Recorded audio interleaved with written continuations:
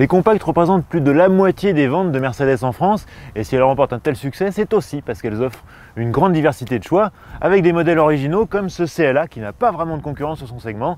Alors il se veut élégant, performant, pratique. Tient-il ses promesses? Réponse.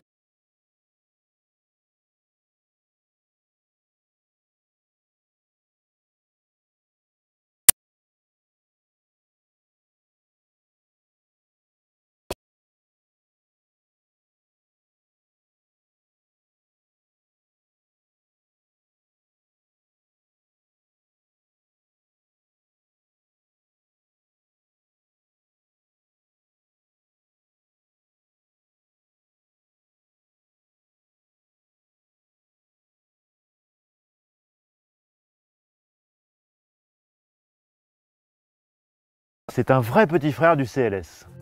Le CLA a revu ses dimensions à la hausse. Ce nouveau modèle est en effet 6 cm plus long, si bien qu'il fait désormais la taille d'une classe C. Il reprend le nez de requin du grand CLS ainsi que ses optiques étirées. A noter que le CX est excellent, seulement 0,22. Les propriétaires de classe A ne seront pas dépaysés à l'intérieur puisqu'on retrouve virtuellement la même planche de bord avec toujours ce dessin très moderne et en plus ici des coloris chatoyants et même de jolies boiseries. En revanche, la qualité de finition, on va dire qu'elle est correcte sans plus, on n'est clairement pas au niveau d'Audi.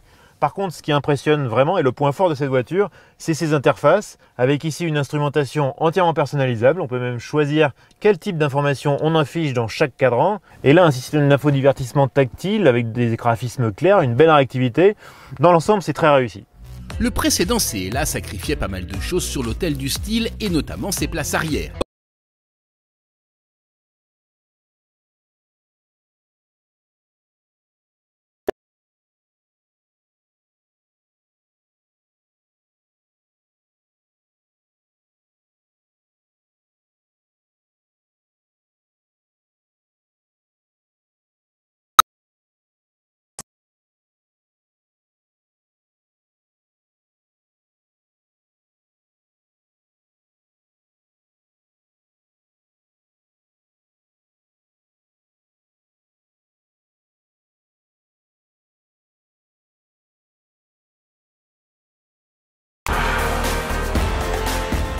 Avec un look aussi dynamique, on s'attend à des prestations routières à l'avenant.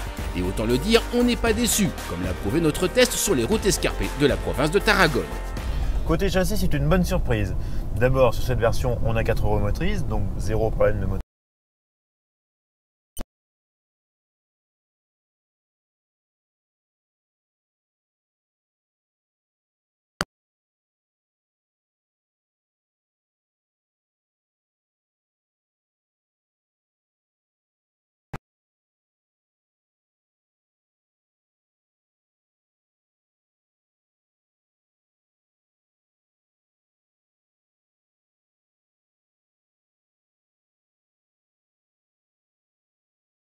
Environ 3 000 € plus cher que la classe A, notre modèle dépassant même les 55 000 €. Un peu indigeste, d'autant que la finition n'est pas parfaite.